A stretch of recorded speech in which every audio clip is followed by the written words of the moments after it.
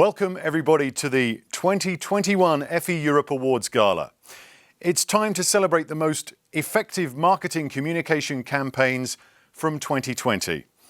I'm glad you're all with me today for this exciting event, and I cannot wait to discover together with you this year's winners.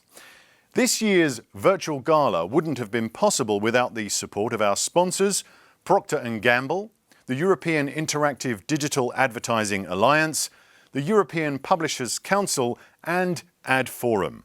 Also, we are live on Twitter at Effie Europe during the duration of the gala, so make sure to follow us and don't forget to use the Effie Europe hashtag when posting about today's event. Before we kick in, I would like to welcome Tamara Daltroff, Director General, EACA, and Paul O'Donnell, Regional Chairman at Ogilvy EMEA, to say a few words. Thank you so much, Chris. Hello everybody, welcome and thank you for joining us today. An exciting time of the year which we all have been waiting for. Looking back at the past 2 years, we've learned that effectiveness has become more important than ever, and by championing the cause of effective marketing, we can better serve our clients, consumers and communities in these times of crisis. Besides spotlighting ideas that work and rewarding the best campaigns in our region, our goal is to become the learning platform for the industry and to encourage a thoughtful dialogue about marketing effectiveness. We strive to offer the most valuable example of ideas and strategies that create long-lasting connections between brands and consumers. We try every year to raise the bar in the advertising industry and to bring the best out of this competition. For this reason, we have gathered all of our learnings from the past year in a new white paper called The Road to Recovery, which we are very thrilled to share with you today, during today's gala. But before we dive into the best of European advertising, let me welcome Paul to say a few words. Thank you, Tamara. Hi, Paul. Welcome, everybody. It's a pleasure to be back here again for another virtual awards ceremony. I'm welcoming you on behalf of my role as president of the EACA. However, I will welcome you as part of my role as Ogilvy as well while we're at it. Why not? We're all in this together. I think last year when we decided to go virtual with this event, we had some trepidation because it's not quite the same as all being together in the wonderful Palais in Brussels. But I think it worked remarkably well. We had probably broader participation. I think we had some great content around the role of effectiveness led by the Effectiveness Partnership and a number of other people. And I think people's general sense, given that we also had a really good kind of awards entries, was that we delivered a conference of some real substance last year. And our hope is that we can continue in that vein this year. We do hope that in the future we will be able to get together in some way, but I think probably some kind of hybrid event is the way for us to go. It is encouraging, I think, the awards entries we've seen this year. We've had 26 different agencies from 17 different markets participating, which I think is a record for us. And it's Europe in the broadest sense of the world, not just the EU, who are as part of this process. I think it's also worth noting that last year's entries were largely created in a kind of hybrid or pre-COVID environment. So much of the work we're seeing this year was produced almost entirely in a COVID environment. And that naturally puts some constraints on the kind of work that the judges have looked at. But I think it also shows and is testament to the ingenuity, the agility, and the broader creativity of our industry in general. And I think that's the one thing that we've seen throughout this whole period. So whatever Oricom or whatever else comes down the path has to offer us, I'm sure the industry will respond to it positively. And I think that events like today's event are a great chance for us all just to sit back and realize just how creative and how effective we can be as an industry. So I will hand over to you, Chris. Thank you very much. Thanks very much for your introductions. It's great to have you here with us. Now, just a few words about today. The show is divided into 3 parts. We'll kick off with the Best of Europe winners announcement, followed by a white paper presentation with a panel discussion, and in the last part of the day, we will reveal the standard categories winners, as well as the Agency of the Year. So very exciting times ahead, so stay tuned with us until the end.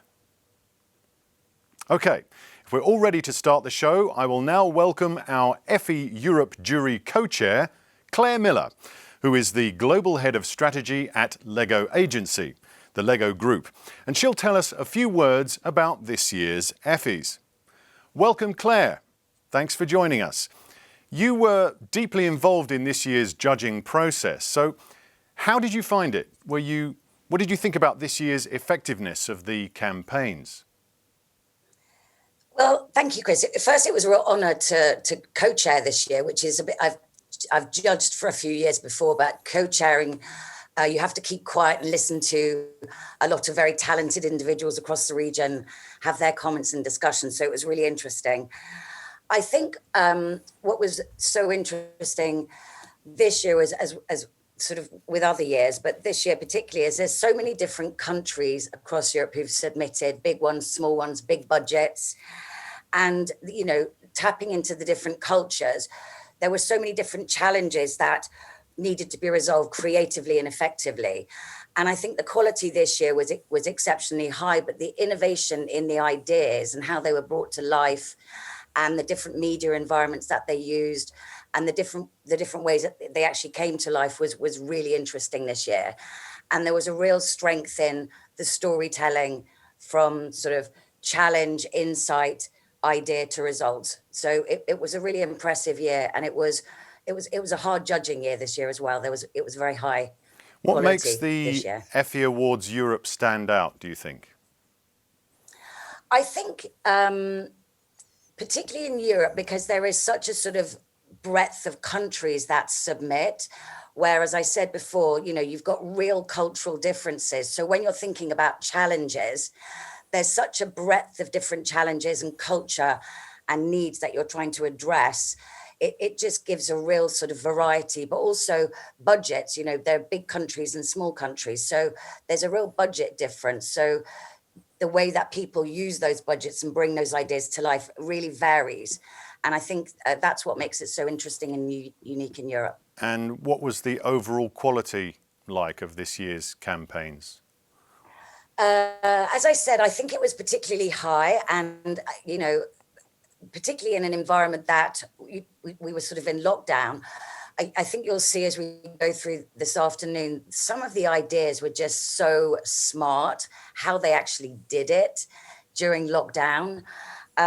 What was amazing. But I think the storytelling that people have done in writing their papers was very smart and very high this year. This kind of very smart storytelling, how they brought the challenges and ideas to life and delivered on the results. And it was impressive. What do you think sets the winners apart? Are there specific guidelines you would recommend to agencies planning to enter next year? I think it's really about the storytelling. So, you know, it's really how you tell a very clear linear story from, you know, what is the real challenge, really setting the context of the challenge and the environment that they're in, to the insight, you know, some of the insights and that real digging down and really finding a deep truth and insight. And then bringing the idea to life, but also making it very linear, that journey to the results, and keeping it very, the story narrative. And I think that's really would be my advice. And I think moving forward, and we saw it a little bit this year, it's harder and harder to tell the context in the world with so many new media places that we haven't really got things to compare against a lot. And, you know, so I think, you know, it'll get harder and harder to get that context. And I think we've just got to think a little bit more out of the box and innovatively moving forward, because there's so many new places and spaces to ideate these days. Okay. Claire, thank you very much indeed. Let's have a look at the video with all the Best of Europe winners.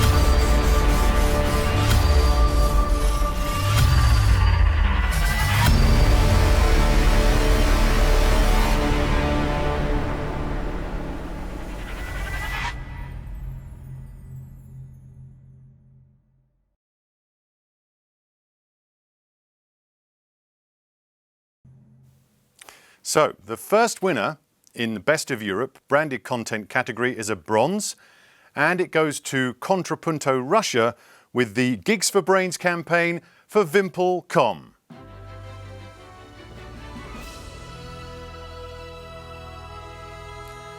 So Claire, what was special about this particular case?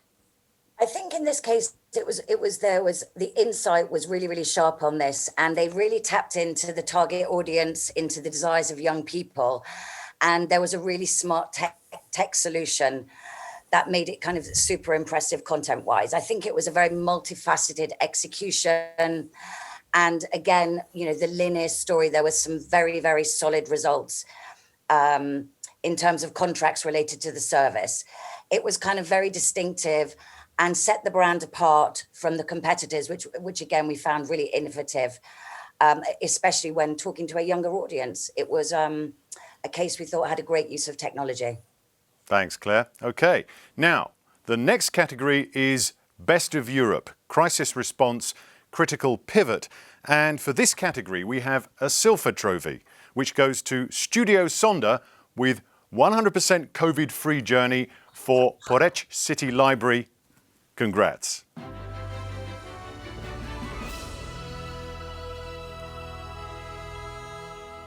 Okay, Claire, give us some thoughts about this case, if you don't mind. Yeah, this one was a super smart case. This really was so innovative. It was for a library service. It was in lockdown. Nobody could go to the library, and they had this idea that you could travel mentally through reading books. So they really tapped into an audience insight, but they kind of changed the whole category approach.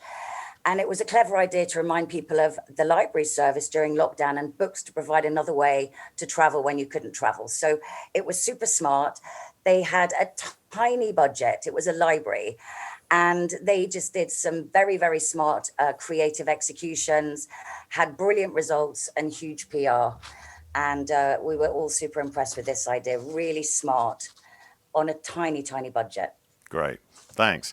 Now, next we have Best of Europe, FMCG, with another silver. That's for Leo Burnett, Romania, with their campaign Sleep Tight Little Fighter for Pampers.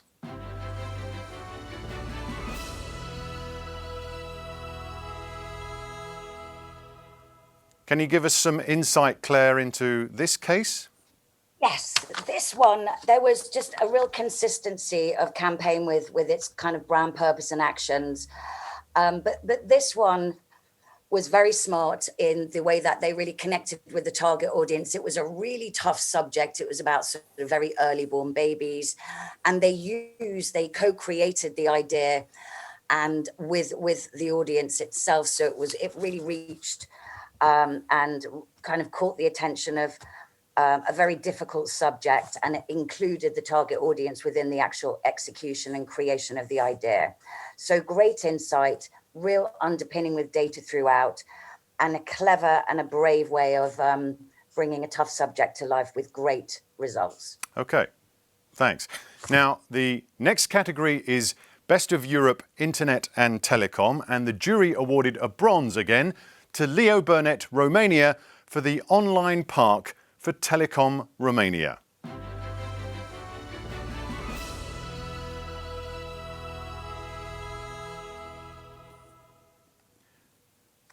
Claire, what did the jury think was interesting about this case? This one was this was a really tough subject, and it had a very big insight. It was a very direct and almost kind of brutal way of letting parents know the dangers that children face online, and they did it in an experience. It was tough to watch the case. I can't imagine what it would have been like to be the viewer, but it was incredibly poignant. And it was also done by a telco for battling to help users. So doing a CSR for a telco felt kind of super innovative. It was brilliantly presented and very, very strong results. It was an impressive one. It was a tough one to watch though. Can imagine. Okay, so now next up we have Best of Europe Media Innovation Idea with a bronze trophy that goes to Group M Italy with Stranger 80s for Netflix Italy.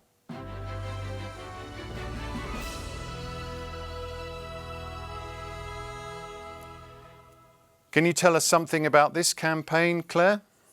Yeah, this was really smart, this campaign. It was a great use of using a traditional media channel to support Netflix and targeting both a new audience, so people who were intrigued about the 80s, but also capturing the audience actually who lived in the 80s. So they had this kind of dual audience and reached them in a very kind of cool content way. It was just consistently applied. They had some great content. They used loads of different touch points and a great use of media as ad space. Really strong case, and sort of audience-led, great results, but really, really smart and innovative, but actually using the power of traditional channel to service probably its competitor, we thought was also very brave. Okay. Now, the next category is Best of Europe Media, Leisure and Entertainment. The first trophy and a silver goes again to Group M Italy with Stranger 80s for Netflix Italy. What a campaign. Now, the second winner in the Best of Europe Media, Leisure and Entertainment category is a gold, our first gold of the day, and it goes to OMD Media Direction with Trivial Pursuit Hotel for Hasbro. Let's celebrate this great achievement by watching their case video first. Introducing the Trivial Pursuit Hotel, the first hotel in the world that accepts knowledge as payment. Чтобы открыть дверь, ответьте на вопрос, сколько человек было в группе Beatles. 4. The quality of your stay here depends on how you answer general knowledge questions from the Trivial Pursuit board game. If you know a lot, you live like a king. If not, well, it'll be less royal. You can have a flat screen or this. A business class transfer or this kind of class.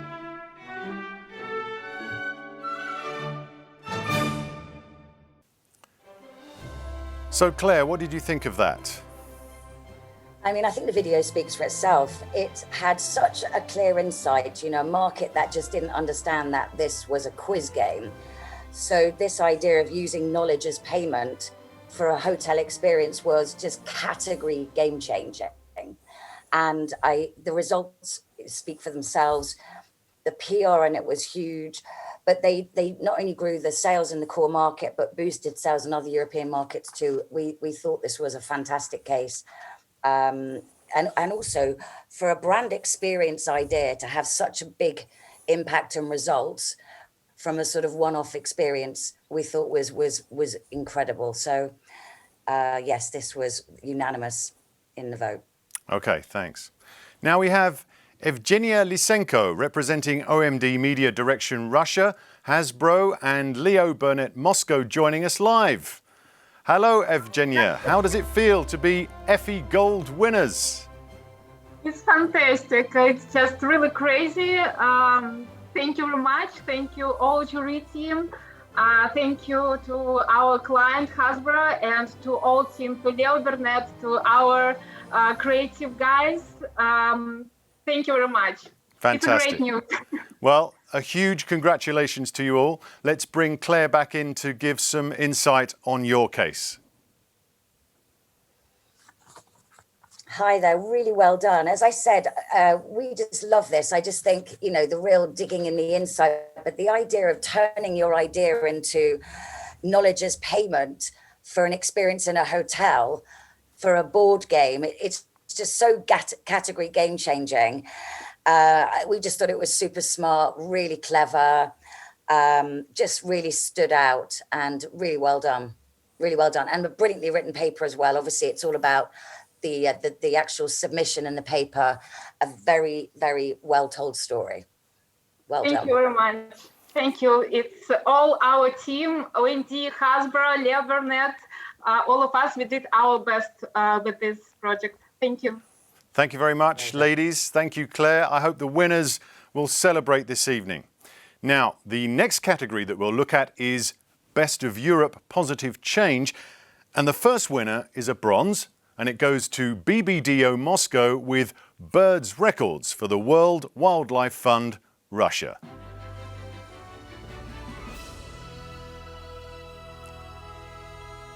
Okay, so give us some insight into this one, Claire. I love this one actually. This was just such a clever little case where you have a market that doesn't really give money to charities, and particularly not animal charities. So how do you raise funds for birds? And they just did this super smart idea where they collaborated with a music platform, collaborated with well-known artists, and through the power of like a sort of Spotify idea where you pay for downloads, is they used the bird song as the bird song, and every time you downloaded the track, the money went to the charity. I mean, it doesn't get smarter than that. It created an awful lot of attention. They got lots of PR, and they got donations. It was smart, and I haven't really seen anything like that before. Great. Okay. Now, the second winner in this category is a gold, and it goes to Havas, Turkey, with Tomorrow's Water for Wreck-It Finish. Let's celebrate this great achievement by watching their case video first. Turkey is only 11 years away from a water crisis. Finish started a campaign to save Turkey's water. We had to make everyone aware of the problem. First, opinion leaders. We hacked our biggest economic forum with a simple ornament: glasses. Glasses that exposed how much water remained in our drying lakes. Politicians, academicians, reporters, they did respond.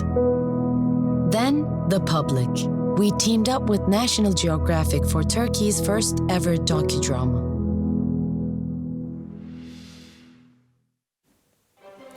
Great, so we have the Havas and Wreck-It Finish team joining us live. Hello guys, what can you tell us about this project? I'm super excited to be here, and I have to say I'm here representing a whole team, not just the agency, not just the brand, but several other companies as well, especially my dear friend and client Tarek. I thought he should be speaking here actually, but being acknowledged at this level, I think this is just amazing. Fantastic. Well, huge congratulations to you all. Yes, Claire, I'd like to so bring much. you back in to give some insight about the two winners. Can you give us some insight on your case? Yes, congratulations. We love this case. It was a real category game changer. I think, the insight that you came up with, which is that people used too much water and rinsed it before it went in the dishwasher, and actually that was such a brilliant start point that it actually became a campaign about a social cause and saving water, and actually change behavior. So to actually change people's behavior on a scale as you did, to actually benefit in a proper social way, we thought was super impressive. Also, the sort of diversified media strategies, partnerships that you did, it was a really, really solid case with some solid results. So really well done. Thank you, Claire. Thank you so much. Thank you very much. I hope the winners will celebrate this evening. Thank you again.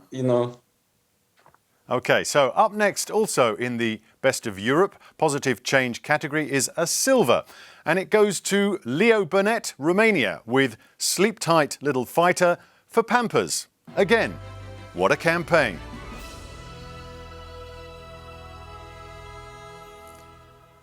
So our next category we have is Best of Europe Products Services Launch, and it's a bronze for Bond Creative Agency with Antti Tapani for S. Reimer.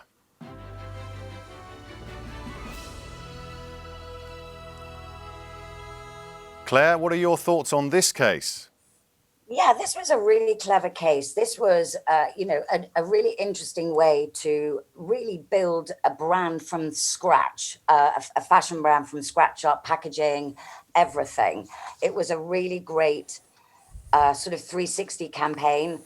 And it was a very well constructed argument with some great work and very, very, very strong results. Just a really smart case, but I think it was just the whole 360 nature that led to such strong results, and it was really quite innovative way to launch a fashion brand. Okay, thanks. Now, the next category is Best of Europe Retail and is a bronze that is awarded to Leo Burnett Romania with Black Friday 2020, the Common Sense edition for Fashion Days. It's a big night for Leo Burnett Romania. Do you have any particular comments from the judges about this one, Claire? Yeah, one of the comments that was written from one of the judges is kind of this made recycling kind of sexy in a way. It was very smart. It was all on Black Friday, but actually they turned it into something where it was guilt-free shopping because you donated something before. And it was so it was sense of duty and tapping into a sustainable trend, and the results were great. It was a really well-written paper. It held up, and good brand results. So we were impressed by this case. Okay, now the next category is Best of Europe Services with a bronze winner that is awarded to Selmore Creative Agency with ASN Bank doing good with money.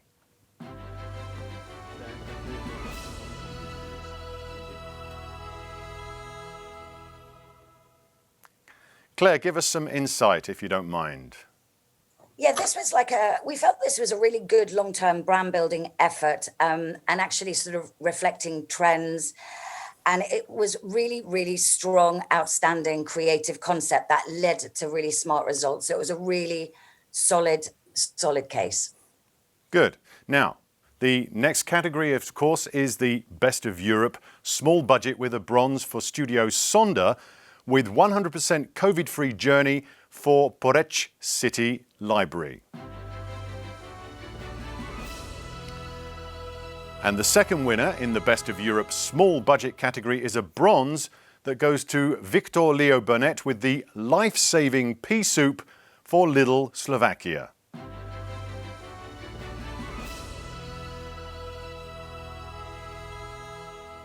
Claire, give us some insight on the thoughts of the jury with this one.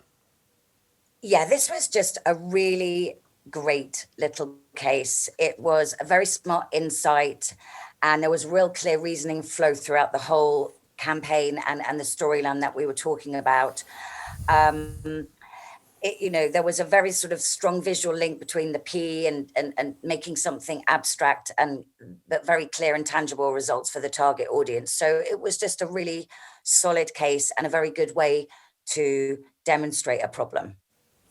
Right, now the last category in this first part of the gala is Best of Europe, Sustained Success, and we have a silver winner, Soho Square Athens with Alpha Beer for the Athenian Brewery SA.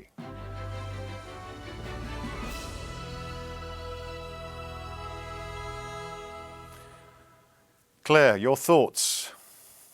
Yeah, we were all utterly charmed by this case. It's just a really great insight, great strategy.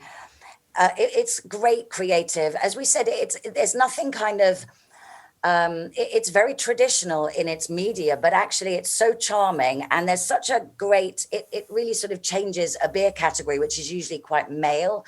And it talks about families. It kind of really captures your sort of heartstrings. And I think that's why, year after year, it's had outstanding results in a pretty much a flat beer segment. So they nailed this one. It was great. Thanks, Claire, for your feedback and insights for the winners. It seems like it's a wrap for the first part of the show, and I would like to congratulate all the Best of Europe winners. It's truly an outstanding achievement to win an Effie. For this next part, we've prepared a panel discussion around our new white paper, developed in partnership with the Effectiveness Partnership and TBWA. The Road to Recovery, what lessons from previous recessions can teach us about communication-led growth in a post-COVID world. I'll now give the floor to Janet Markwick, Chairman of the Effectiveness Partnership, who'll tell us more about the panellists. Welcome, Janet. Hi, Chris. Thank you and welcome everybody. And especially thanks to our panel and our speaker this afternoon. I do hope you've all had a chance to read the white paper. If not, we're going to have Donald Price in a moment take us through the highlights of that paper and give us his insights and learnings from it. We're going to have that short presentation in a moment, but first of all, let me just introduce the panel. You've already met Claire Miller, Global Head of Strategy at Lego Agency, and thank you, Claire, for joining us today. I'm sure Lego right now, coming up to Christmas, is exceedingly busy. So we're going to be talking a bit in this panel about your plans for next year. So thank you for joining us. And it's great to see that you lead a really big team at Lego through a very difficult last year. And you know, it's great to see how you've deepened consumer engagement since you've been at Lego. On our panel also is Vincent Garel, Executive Vice President at TBWA France, where he leads the TBWA Disruption Lab. I have to say this sounds really intriguing. I need to know more about this, as well as TBWA's consulting business, and works closely with 900 experts across the whole of TBWA. Finally, Donald Pirrie, Strategy Director, TBWA London. Winner, I have to say, of multiple Effie Awards for leading household brands, including an Effie Grand Prix and Agency of the Year. So welcome to the panel. It's great to have you with us this afternoon. But before we open up to discuss and to pose some questions to each other, let's hand over to Donald for an executive overview of the white paper. Donald, over to you. Thank you, Janet. And let me see whether my screen sharing is going to play ball. Hopefully, yes, it does. So, really lovely to be back here this year. I was on the panel last year talking about how premium brands could grow during recessions and thrive during recessions. And what we've done this year is sort of shift the focus of the white paper as Europe starts to make some still kind of quite fragile steps, I guess, towards recovery. We're still not clear of the pandemic. Omicron and other things will be there kind of with us for some times to come. But there's some optimism around and some growth there as well. So what we wanted to do is look at how, you know, previous recessions and learnings of effectiveness papers from the EACA could help us to, you know, provide some learnings and provide some insight and hopefully some broad principles that might be useful. So here is us. We're the speakers of the presentation. We've been introduced already. So without further ado, I will kind of dive into the findings of the paper itself. I think the first thing to point out is that all of the insights that we've got here are based on pretty solid data, extremely solid data, thanks to the EACA Effectiveness Knowledge Center. And what that is, it's a repository of all of the winning Euro Effie papers, right, from 2008 onwards. So that's 11 years worth of data, 242 winning papers. And there's lots of knowledge fields per paper, so we can look at the data and analyze it in any way that we want to. And of course, the more papers that are added, the more it's constant, the more it's updated, and the more, you know, current it becomes, the larger the data set becomes. So hopefully there's some really useful stuff in here, and it's an incredibly valuable repository of knowledge for the industry as a whole. So the first thing that we wanted to do was really look, you know, beyond just recessions, right? Because recessions have been written about fairly extensively, and there's been great papers done on it, advertising in a downturn or advertising in a downturn revisited more recently by Peter Field of the IPA and the LinkedIn B2B Institute. And if you haven't read it, I absolutely urge you to, you know, it's fantastic stuff. But what we thought was that there's probably, you know, there's a knowledge gap there to be filled in terms of recoveries rather than just recessions. So what we've done is we've mapped out two periods of recessions. So the 2008-9 Great Recession, 2012-13, the European debt crisis, which hit a lot of countries and a lot of brands and economies very hard. And then we looked at the flip side of those, the kind of recovery years, 2010-11 and 14-15, which gives us still quite a comprehensive data set of papers, and look to see what are the key lessons that marketers can learn, what are the strategies that were used in recoveries and other times that might help us. So, I mean, the first thing is that, you know, the interesting thing is that if you look at the data, what it's showing is that there's quite a strong flip in terms of business objectives, I should say, business results. And what we've looked out are just the papers that show the very large and the large business effects. And that really is, in essence, a brand that gets a, sort of 10% or more kind of uplift over and above stated objective as a benchmark, and it'll sort of vary by category. But what we're seeing is that the flip happens from growing volume sales during a recession where, a lot of brands are having to kind of work quite hard just to sort of keep the engine running and keep those sales going, to a much more, sort of, I suppose, share grabbing exercise that happens kind of during recoveries as brands that have come out of recessions and are looking to, consolidate the state and actually make further gains. So, that's potentially very important. And the other thing is that's quite interesting is that it's not always broad based in terms of the sectors that do well. And one of the interesting things for us was we looked at the different types of pricing applied to brands, right? So the EACA data set has got super premium, mainstream, value, and there's some other ones as well called niche brands. But really, what was the surprise to us was the success that value brands have, not just during recessions, but actually during recoveries, which we wouldn't necessarily have expected. The conventional wisdom would go that consumers will trade down when times are hard and they're feeling a bit under pressure, and they might trade up again, when the crisis has passed. But actually, value brands are still making some pretty strong gains in terms of, the number of large business effects after these recessions are finished. And when we look into the data a little bit more closely, one of the key levers they're using in recovery is actually increasing frequency. So during recession, it looks like, for the bottom bar, they're increasing penetration, right? More customers are coming to them. But what's happening afterwards is that, those customers are to some extent staying around, but they're also kind of shopping more, right? Value brands become part of consumers' repertoire, maybe in a way that we wouldn't have expected. The other big winner, actually, in terms of the last couple of recessions, but also obviously with everything that's happening with COVID, this recession, is the tech sector. And for that, we've defined it as consumer electronics and, IT and telco, and actually healthcare as well, because there's some really interesting med tech brands who are doing some great work in terms of the Effie papers.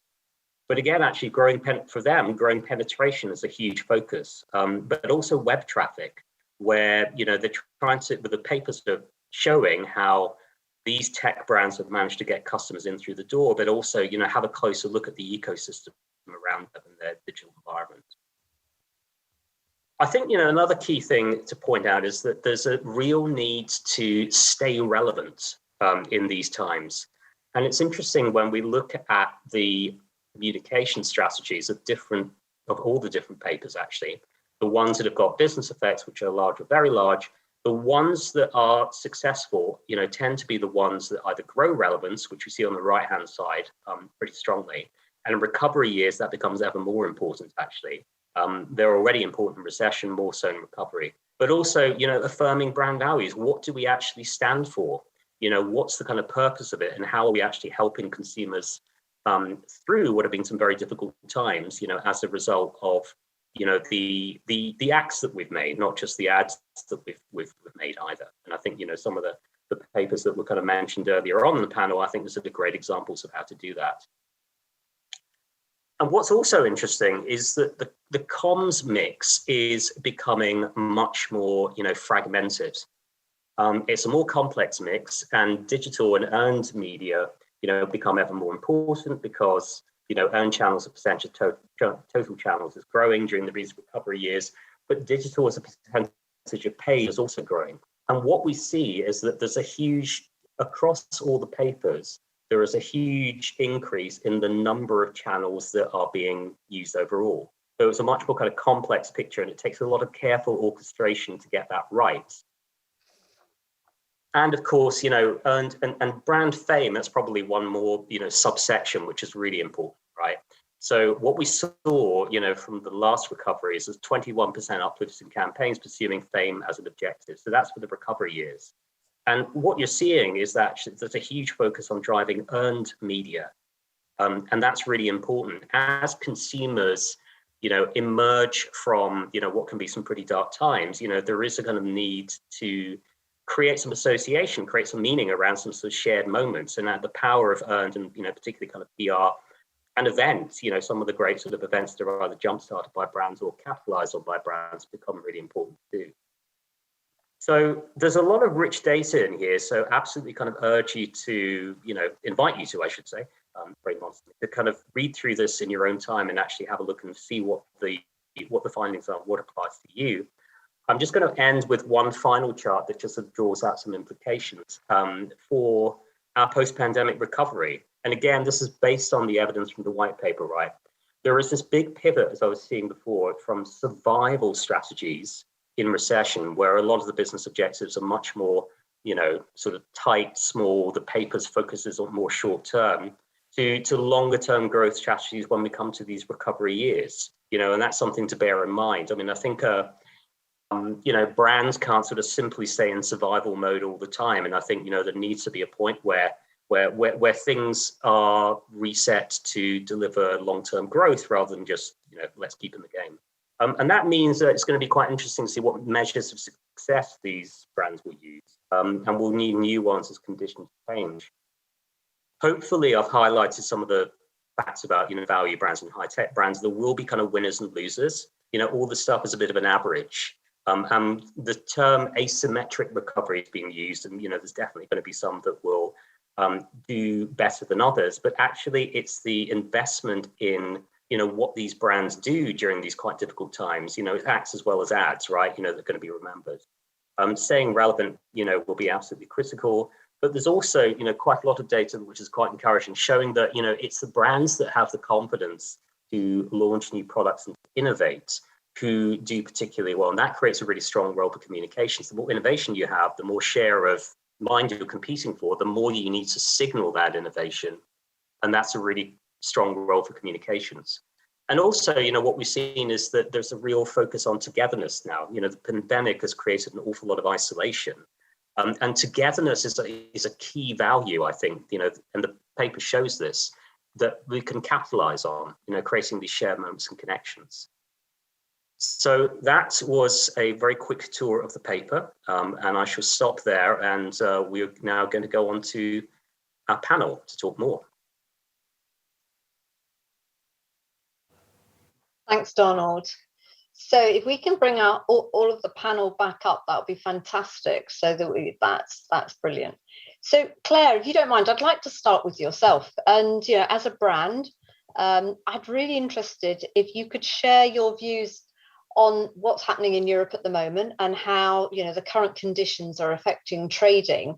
But more importantly, what do you think some of the must-haves for brands are as we go into 2022, and what should they be doing in their thinking and their planning? My personal opinion is really about brands being much more agile and responsive to consumers. I think, about their sentiment and what's going on in their lives and their needs and what's going on in culture. And I think if you're more responsive and agile around that, I think certainly at Lego, I can say during COVID, what we really learned was is to really understand the consumer. And when they went into lockdown, what you saw was, people were at home, they had nothing to do. It began with, they were suddenly stuck at home. So as a brand, it's like, how do you help families when they're stuck in houses together and give them something to do and be meaningful? And then that evolved to, how do you support parents who are now working from home with kids running around? So again, it was about being very agile, really understanding what was going on in real time and responding to that in meaningful ways. And it's kind of like, in a way, the common acts, not ads. Actually, how do you play a meaningful role in their lives? And I think, moving forwards, we're going to have to, again, adjust to this new normal, because things will have changed and it is still a very uncertain time. But the idea of constantly understanding, what's happening, what are the needs are changing, and being able to respond to that in a very agile and meaningful way during this period of uncertainty and readjustment.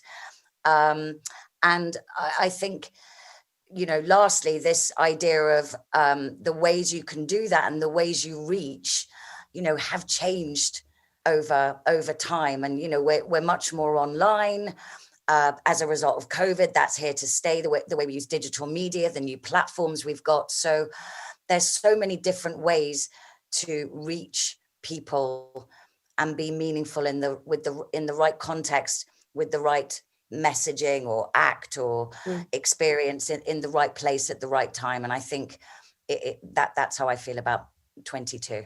I mean, to some, it might seem surprising that, in a sense, with a post-recession, you'd think every focus was on price and money, whereas actually the need to be emotionally relevant and meaningful, as you say, was more important maybe in COVID and a post-COVID world, because people individually and collectively were in a very different situation. So connecting with that situation emotionally was more critical than maybe price necessarily was. Yes, I think so. And also, if you're meaningful to people, people will pay for you. Yeah. It comes as a result. You don't necessarily always have to go in commerce first. If you go in brand first and really understand your consumer and be meaningful, commerce will follow, rather than flipping it the other way. And I think certainly during COVID, brands that did well were brand led. Yeah. And the commerce came as a result.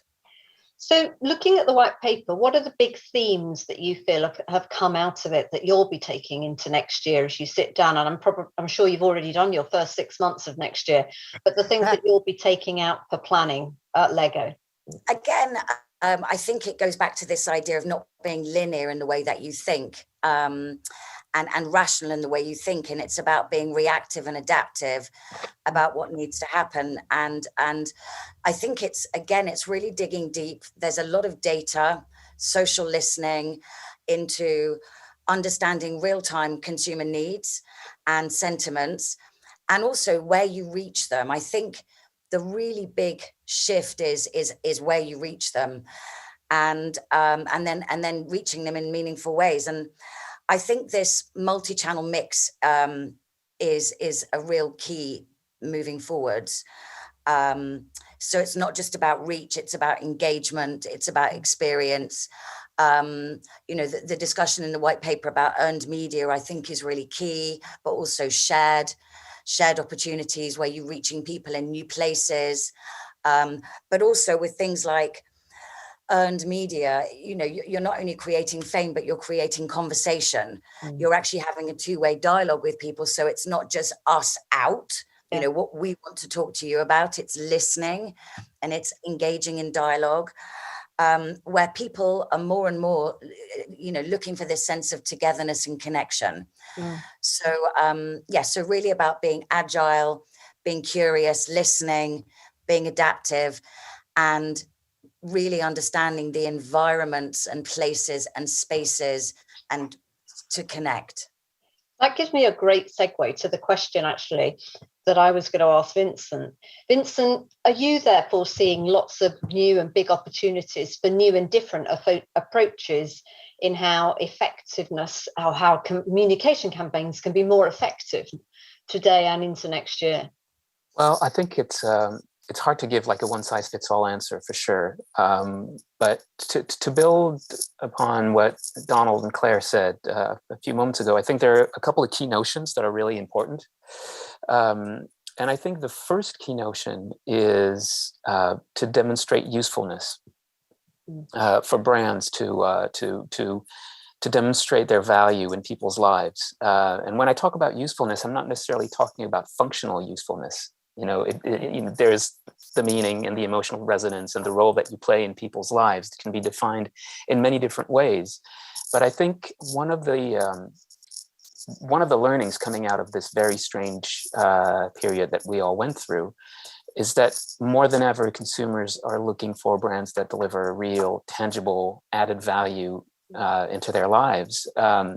And one of the key missions of communications is to demonstrate that, is to make that apparent. And I think it's the sort of the bedrock of effectiveness. There's a second big theme, which is, and I know it's a big word that gets bandied about a lot, which is purpose.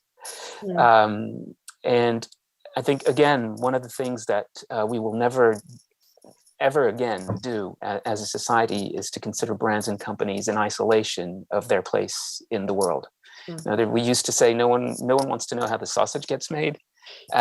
We live in a society where everybody absolutely wants to know how the sausage gets made, and how the companies behave, how the brands view their place in culture. And I think that's something that is also very important in connecting with consumers. Is to, and again, I'm not necessarily talking about a higher cause or charity, but really to be crystal clear about what your place in the role is and how and in which way you want to contribute to the world that you operate in. So taking that thought, sure. Our research shows that spend on earned and digital media seems to be growing, unsurprisingly in many respects, but particularly growing in this post-recessionary period. And at the same time, as we all know, the number of channels used, and there's new ones every single day, it still feels like, is multiplying. What practical advice can you give agencies and brands as to how to make sense of it all? Because the complexity of that planning landscape and where to look and how to decide what to do is more complex than it's ever been before. Sure. If I had a clear-cut answer to this question, I would probably retire. But I think that there's a very straightforward issue is that a huge and growing share of audiences just doesn't want to be reached through ad-based media touchpoints. They're becoming unreachable. Having said that, as is very often the case in our industry, a new model doesn't completely erase the previous one. So you have sort of overlapping, views of how to talk to people, engage people, bring your audiences into the story that you want to tell. And I think that's the challenge for agencies. That's the challenge for marketers. You have to deliver on seemingly contradictory objectives, which are to create, powerful, single-minded, culturally resonant storytelling for brands. And there's no better way or place to do that than through, the acceleration that mass media gives you to a certain extent. And at the same time, you have to target your audiences in a much more personal, individual, mass-targeted way, but precisely targeted way to shape their behavior in real time and to drive transaction in real time and to build your connection over time. So you have these two seemingly contradictory objectives, and historically they have been, but I think the big challenge and also the big opportunity for marketers and agencies in the 21st century, if you will, is to make them work together, is to reconcile them. That's what we need to do, and that's as simple an answer as I can give you. Thank you. So, sorry, it was a tough one. It was a cruel one. I didn't mean to be cruel. I mean, going back to the paper and certainly the awards that we've already seen this afternoon, innovation is clearly playing a major role in as we coming out of recession and into recovery or the recovery period. Claire, what opportunities do you see that are signalling for innovation in the research that you've read about and you're experiencing in Lego? Again, I think it's around the breadth of channels and the way that you reach people. I think the move from just using traditional paid channels and don't forget, with Lego we communicate with children. So in our particular case, the use of paid and linear TV is becoming harder and harder and harder because kids aren't watching as much TV. They're in digital spaces, but of course, digital spaces are unsafe. So we have a lot of problems that we have to think about at Lego. But I think, again, that's where you have to be really smart and really innovative, build up own spaces, build up shared safe partnerships, look to earn media and innovative places where you can get earned media that, again, is safe. So we have to think really, really hard about this because, again, we can't use traditional ways in marketing. So we have to innovate in new ways, in new spaces, and look very much at sort of the O and the E and the S in channels to reach kids. So we're likely to see more Lego films, are we? Which is a great innovative idea, really, that your brand helps. I think it is about just, it's kind of new types of content, new types of experiences, from shifting from cell mode to play experience mode. There's lots of different ways you can do it, but you really have to shift your thinking. And again, we're very, very restricted at Lego because we are dealing with children and we have a responsibility to them. But yes, content is pretty king these days, and experiences. How do you enhance play experiences through different types of content? And where you deliver that. It goes back to that emotional engagement, and that fuels fame, and that drives as well effectiveness. Now, maybe I've got time for one more question. So, Donald, if I come back to you as sort of co-writer of the paper, what do you see from the research? What do you think is that success formula, if there is such a thing, as planners and brands and agencies start to plan next year to ensure that their campaigns are effective? What is what you would call your success formula for effective strategies as we go into next year, which is, I hate the word, but we are still living in unprecedented times. That is a really ambitious question, and if I knew the answer to that, I think I'd be retiring together with Vincent. So on our yacht. I think it's a really difficult one to answer, because I don't think there is such a thing as a formula, right? As I kind of mentioned before, it's easy from the sort of data to draw out broad averages, but averages hide a lot of information, and if my head is in the oven, my feet are in the freezer, my average temperature might be very comfortable. I think there are a few kind of key principles that you can draw out. I think there is a real need to continually signal meaning to consumers, and I think that type of meaning, it probably changes depending on whether sort of people's backs are to the wall and kind of under pressure, or people are emerging from lockdowns and wanting to experience and connect in very new ways. I think that I can't stress this one enough, actually. Being really kind of ambitious and kind of just rigorous about the kind of success that we want to create, but also how we're going to measure it. We're still emerging from a time where marketing budgets have been kind of under pressure. They might be sort of rebounding a bit now, but there's going to be this constant pressure from other sides of the business, and possibly rightly so, to keep delivering value for brands and businesses. And to do that, we need to be just really super rigorous about being really clear about what are the effects that we want to create, and how we want to capture those. And that context around it might be changing, but those principles, I think, still hold the same. Hold. Again, that takes us back to what Claire was saying in some of her comments after the award papers, how context is king, and setting out your KPIs. So I like the way you said, define what success looks like, and then use that to work out how you're going to measure it. I love the fact that you said, it's time to be ambitious, and that's often what fuels innovation. Thinking out of that box and trying to strive for something new and different, but still being open and to insight, and also what's going on today, rather than just getting buried in the data. And I guess everybody's said it so far, agility, the ability to act quickly. And I guess even if something fails, you can adjust it and fail fast and learn from it and move on. Is critical. If I was to sum up some of the things that I think our panel today have said, those would be, my 4 or 5 things: meaning, agility, open and insight, ambitious and innovative, but define what success looks like and define the metrics so that we can then measure the effectiveness and raise the profile then of marketing and communications, again in that important boardroom.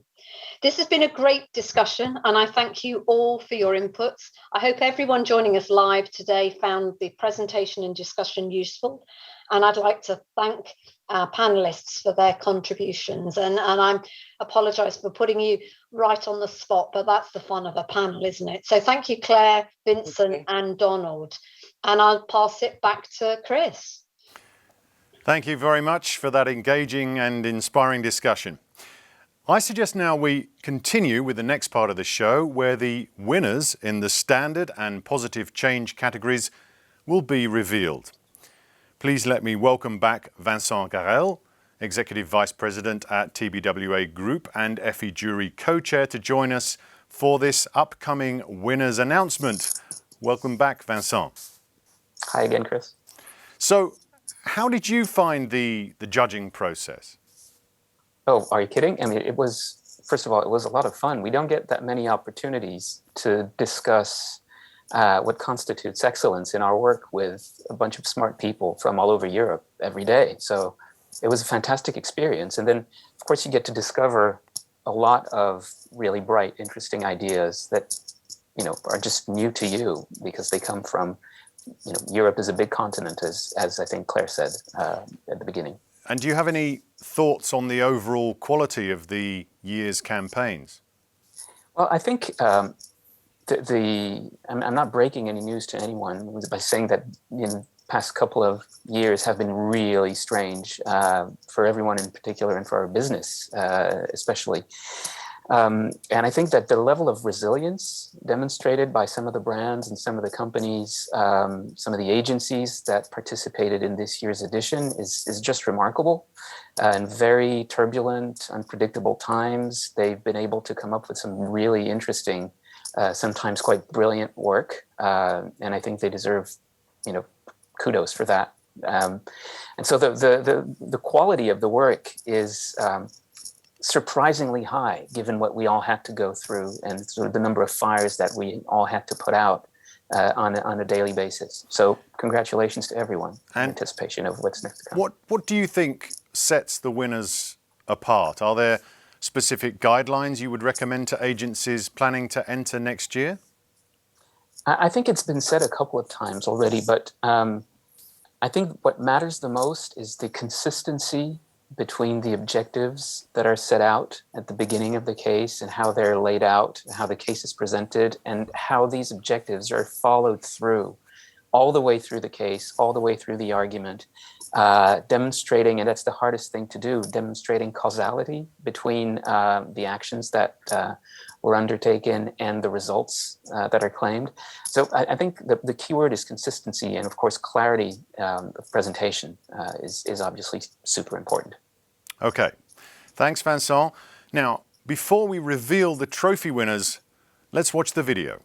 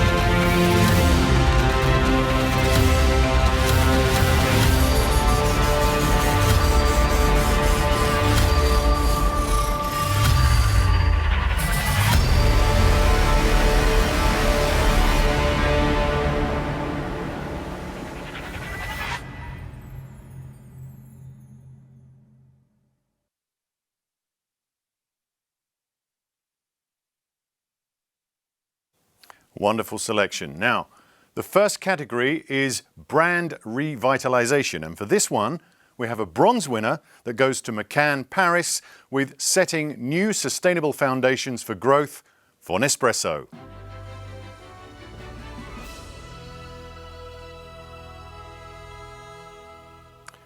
Vincent, give us some insight onto this case, if you don't mind. Sure. Well, Nespresso is a brand that was not born into CSR. It actually probably was born sort of in fairly orthogonal, directly contradictory manner to what CSR means today. But they understand very clearly that the culture is changing around them, that the stakes have risen. And what I think the jury liked particularly about this case is that the brand was not afraid to tackle the technical, granular, functional challenges of CSR, really dive deep into the nitty-gritty of making it happen, lay out some really clear KPIs as to what success looks like, and we're able to deliver against these in a way that feels quite authentic and quite determined. So in these categories, when you talk about CSR, it's easy to stay on the surface, but they went into the hard details of what CSR actually means. Thanks for your insight. Now, the next category is Commerce and Shopper with a bronze for Ogilvy and Social Lab with Upgrade Your Tomorrow with Ford for Ford Motor Company, Belgium and Luxembourg.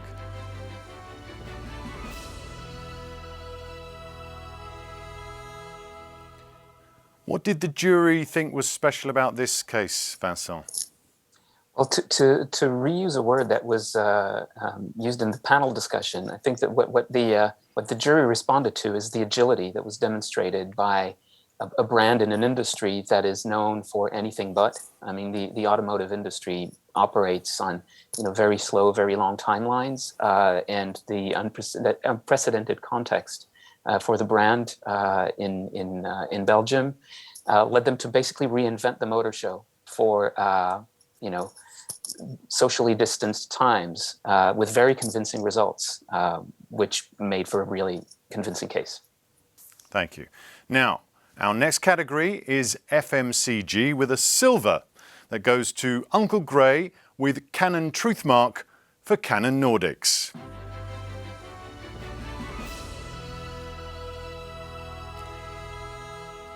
Vincent, give me some more comments from the jury on this one.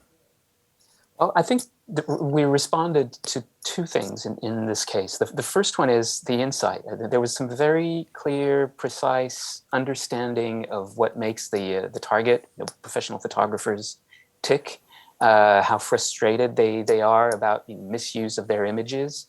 And that created a very resonant backdrop for the case to unfold.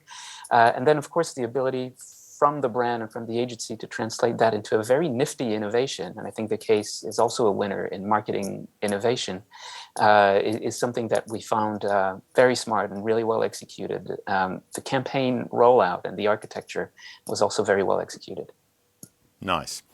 Now, next up, we have Marketing Innovation Solutions with a silver for Mediacom Zagreb with Dogvertising for Pedigree Dentastix.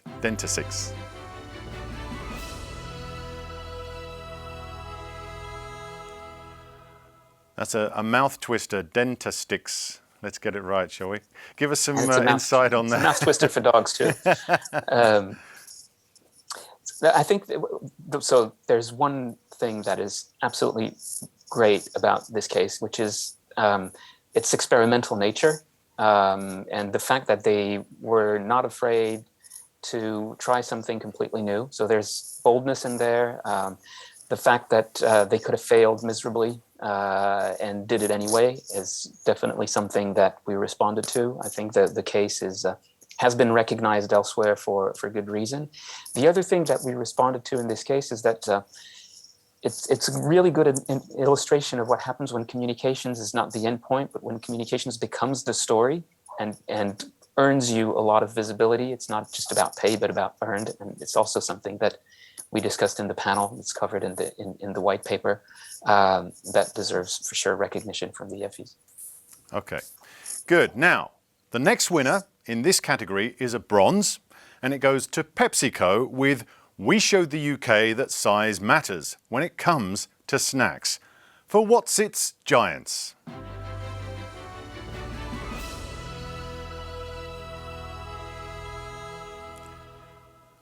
Give us some insight into this campaign.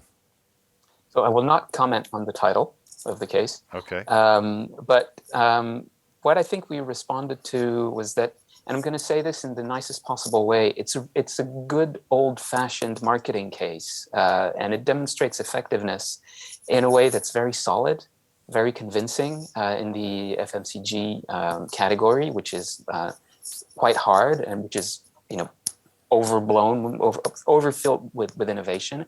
But the results were very convincing, and I think they did the hardest thing, which is to demonstrate causality, from their actions to the results that they obtained.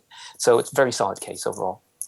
Great. Now, the last winner in the Marketing Innovation Solutions is a bronze, and that goes to Uncle Grey with Canon Truthmark for Canon Nordics.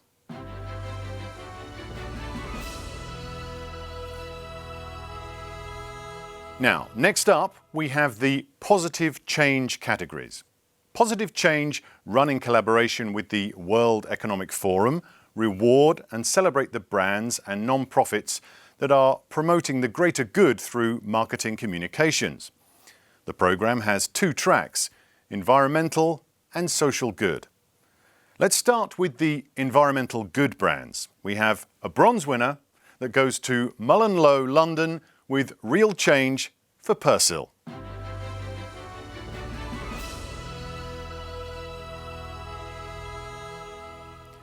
Vincent, what was special about this case? The first thing is that it's the extension. It embodies the extensions of a very strong, long-standing brand platform. Dirt is good, and it's a very powerful way of stretching it to tackle new challenges, to address sustainability issues. So that's a very strong point. The other strong point is that the campaign rollout and the campaign architecture were very well executed, and again, causality was demonstrated in a way that felt really convincing. Nice. Okay, so the second winner in the Positive Change Europe Environmental Good Brands category is another bronze, and that's awarded to Nord DDB Stockholm with Fossil-Free Living Within 1 Generation for Vattenfall.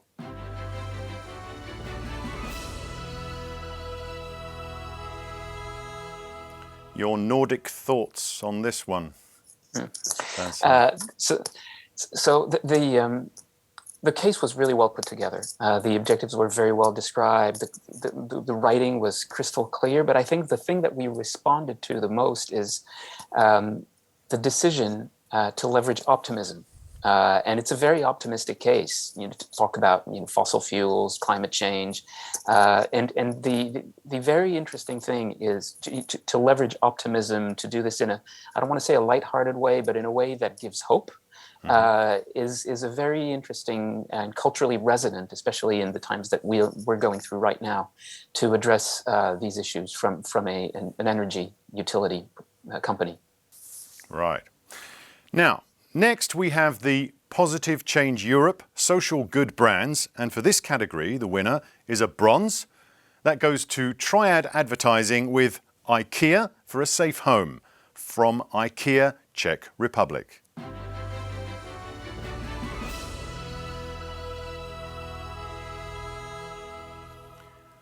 Something in the East, give us some flavour back on that one.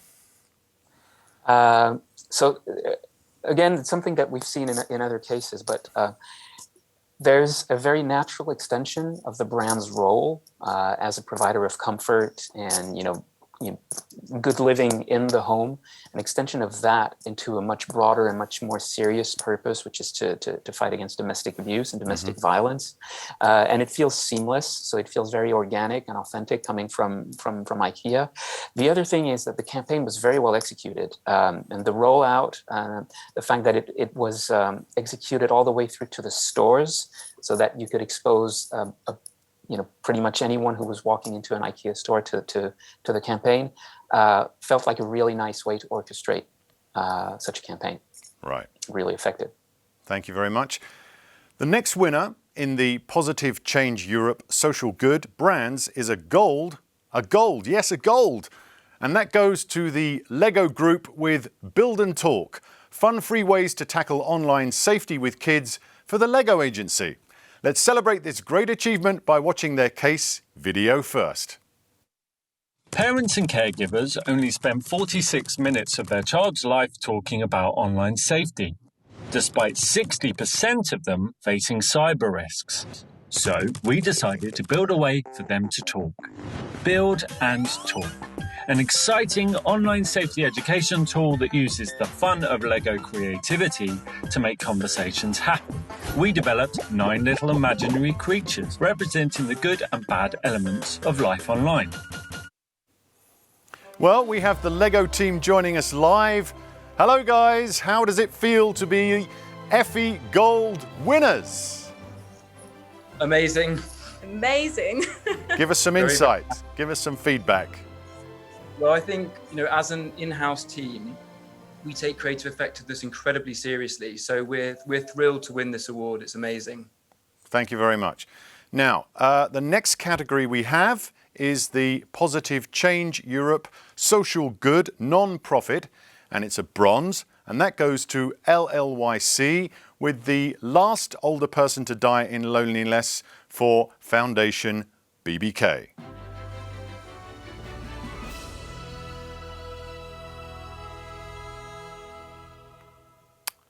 Okay, give us some insight into this one, Vincent.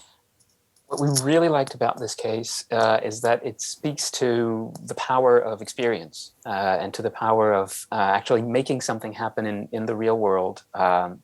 Something insightful, something provocative, to generate conversations and earn media. And the case was extremely clear.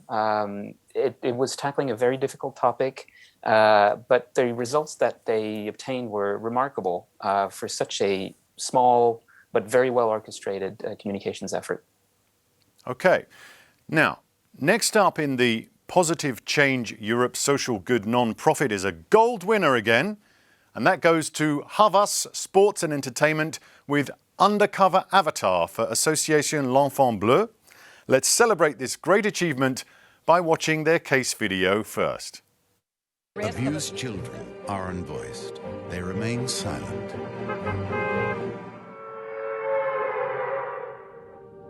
Enfant Bleu, a youth protection association, created an avatar in Fortnite. The first in-game player who's not here to play, but to talk and detect maltreatment using in-game chats. He frees the speech of abused kids to help them. Here, they feel comfortable and can speak up. So we have Fabrice, Pierre, Quentin, Neil and Lilith joining us live. Hello guys, how was your experience working on this case? It was a very good story because the team is not complete tonight, but the experience was really, really nice, and to be here and with you, it's really, really nice. Thank you. Great, well fantastic, congratulations to you all. Let's bring Vincent back in to give you some insight on your case. Bien joué, les gars. Merci. All right. No, well, it was obviously super insightful. It demonstrated outstanding understanding of new platforms, and was also very experimental, a little bit like the dogvertising case, but for a different purpose. It was very, very understanding, I think, of the audience journeys. And I think the tonality, which is super hard to reach, to hit in campaigns such as this, was spot on, really good. And of course, the way you activated the whole thing was brilliant, with zero budget, effectively. So congratulations, félicitations, vraiment bien joué. Thank you very much. Well done, guys. Thank you very much, Vincent, for your comments. The last winner in this category is a bronze, and that is awarded to Istropolitana Ogilvy with the Real March for Life for Magna fundraising.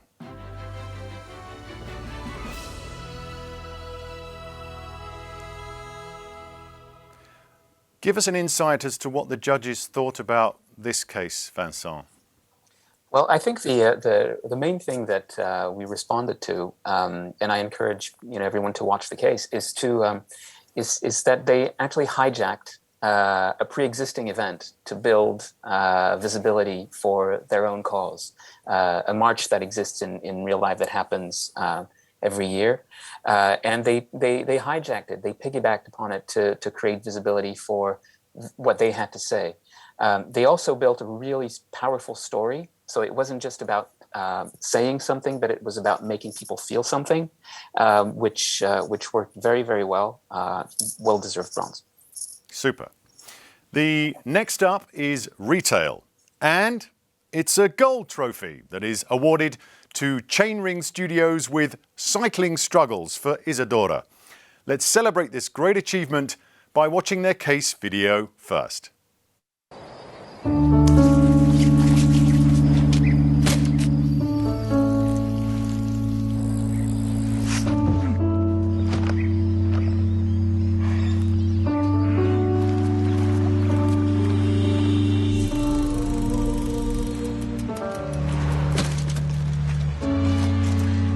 Road is the way of life. Isadora, timeless cycling clothing responsibly made. Great job, guys. Welcome to the session this afternoon. And what can you tell us about this project? Well, first of all, thank you very much. It's a great honor to receive such this kind of award, because this whole campaign was created just by internal team. There was no creative or media or any other or even production agency involved. So it is basically the children of only 7 or 9 people, and it is great to receive this award. Thank you very much. I see you're already celebrating with the beers on the table. Yeah. Cheers, lads. Vincent, do you have some insight for us on this campaign? Sure. I mean, love the beers, love to drink with you guys. But obviously, the main thing, the driving force behind the campaign is its understanding of the audience. It's the insightful way you portray cycling enthusiasts. And also, the case was really well put together. The objectives were really clear. The results were very convincing. And there's also this very intriguing story about using crowdfunding to make the campaign happen, which you don't really spend a lot of time talking about in the case, which I'd personally love to hear a lot more about. But, great case, really well put together, super insightful. Congratulations. Thank you, Vincent. Thank you, guys. Congratulations. Now, the next winner in the same category is a silver, and it goes to Triad Advertising with IKEA for a Safe Home for IKEA, Czech Republic.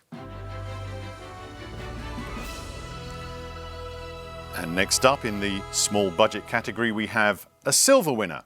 That is Havas Sports and Entertainment with Undercover Avatar for Association L'Enfant Bleu.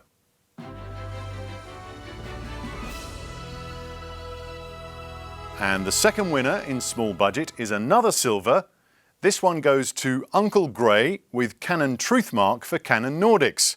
What a night for the Canon Truthmark. And the last category of today is sustained success. And here we have 2 winners. A silver goes to Contrapunto BBDO and Wavemaker with How We Doubled Sales in a Static Market for Sanex.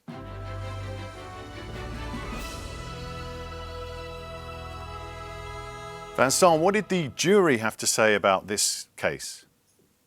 It was, well, first of all, it was one of the best written cases, I think, in the entire selection from this year. It was very clear.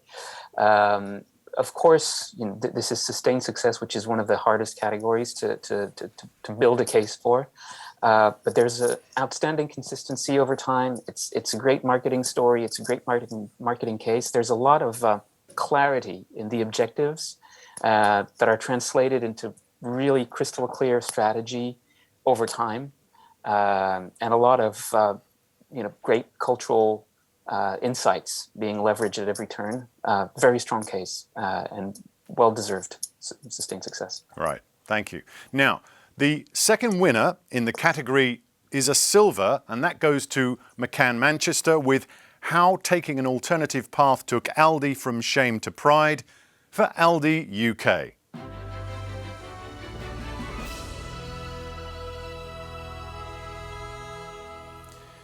What was the insight into this special case, Vincent? Well, it's a really well-known case, and it's a fantastic case. And there are really two things that are very, very interesting in there. The first one is, embracing a weakness and turning it into a strength. They took their perceived bug and turned it into their most attractive feature, which is quite bold, quite brave to do. And they managed to build a very positive, culturally resonant portrait of the consumer as a result. They got some amazing business results over time, for sure. And one of the things that's sort of overlooked in there is also the way they approach and use media. And if you have a chance to look at the case, it's the way they approach share of voice. And the excessive share of voice theory in the case is also very interesting. Great case. Well, Vincent, thank you very much for your contribution and for co-chairing the 2021 Effie Europe edition. And congratulations to all the winners. We're now entering the final part of the show, the Grand Effie announcement and the reveal of the Agency of the Year.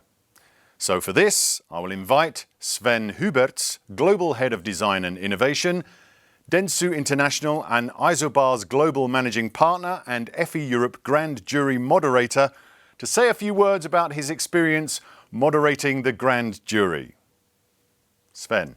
Thank you, Chris. So first of all, on behalf of myself and the judges, thanks so much for spending so much invaluable time to submit your work for this year's Best of the Best.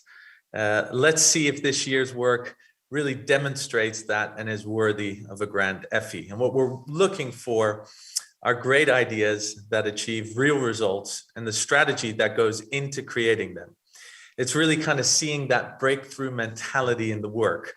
That can be about how a market was reframed, how an insight that created this spark opening up new possibilities, or this creative leap that achieved real standout, or ways where it completely won over and attracted and engaged an audience in all these newfound ways.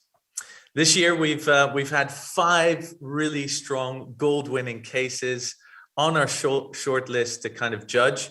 And I must say that all 5 cases really represented this inspiring thinking and outstanding work. And I really think that they're all worthy winners by themselves. Over the years, the Grand Effie has really served this powerful beacon for the industry's ability to demonstrate commercial effectiveness. Similar to what kind of Vincent kind of said before, is that everything in such a case really needs to connect also back into the causality. And where the key is really to demonstrate this indelible and undeniable link between the challenge, the objectives, the strategy, the KPIs, and the creative work, plus the results it kind of created, the effectiveness. This year, although the work was really, really strong, the jury was quite very, very unanimous in its view that even though there were a lot of compelling aspects to each of the cases, there were missing pieces in the writing of each of the entries, which really prevented us from awarding this year's Grand Effie, which is obviously very unfortunate. The Grand Effie is the ultimate recognition of creativity and effectiveness. So it's very clear the bar is extremely high to win. And I think in these difficult years, I would say, and with me also the judges, it is almost doubly difficult to win. So effectiveness, as we know, is work in progress. So all the gold winners should be hugely proud of their success this year and look forward to coming even stronger in 2022. So I'm going to hand back over to you, Chris, to take us through the Agency of the Year. Thank you very much, Sven, for joining us today and your lovely comments. Now, there's one more winner left to be revealed. The Agency of the Year. I have again with me Tamara, who will present the award on behalf of the European Publishers Council. Hello, Tamara. Nice to have you here back with us in the studio. Over to you. Thank you so much, Chris. Fantastic. Well, actually, without further ado, let me just reveal the 2021 Agency of the Year. And this award goes to Havas Group. Congratulations to the entire Havas team. Amazing, amazing, amazing. I'm also very much delighted to have Christian de la Villuché with me tonight. Thank you very much, Tamara. It's wonderful to be with you today. Let me please hand over this very precious award. You never know how heavy it is. Thank you very much. I can't give you a case because of all the regulation, but it's with all my heart. Thank you so much. Well, the thanks are basically to you. Christian, how are you? How does it feel to have Agency of the Year Effie in your hand for Havas? It's amazing. You know, I'm a super supporter of the Effie Award. For us, it's a super prestigious award because, as you know, we are committed to create meaningful brands, brands that have an impact on people's life, brands that make a difference, brands that have an influence on society. And today, I think it's almost impossible to be effective without being meaningful. So for us, it's probably the most relevant, not to say meaningful, the most relevant award we could possibly win. And we are so proud that, you know, our work makes an impact on clients' business consistently over time. And thanks again to the Havas winners, you know, from Havas Sports and Entertainment, from Havas Turkey, fantastic work. And I think, you know, that has a real impact on society and on people's life. Fantastic. Thank you so much. Also, a very big thank you and congratulations to the Havas team. And we now give the floor back to Chris for the closing words. Okay, thank you very much. Now, Tamara, that was great. Thanks a lot. Before we leave, let's wrap up today's Gala. I have one more announcement to make, and that's the European Association of Communications Agencies is inviting you for the first ever edition of EACA Chats. Orlando Wood, author of Lemon and Lookout, will join us on the 20th of January 2022, so get ready for a 1-hour journey into the world of effectiveness and brand building, relearning how to capture our audiences and remaining funny, yet relevant. Now, Orlando's session will surely turn on some dusted light bulbs in your getting and staying creative routines. So check out the effieeurope.com website, the Gala section, for more info.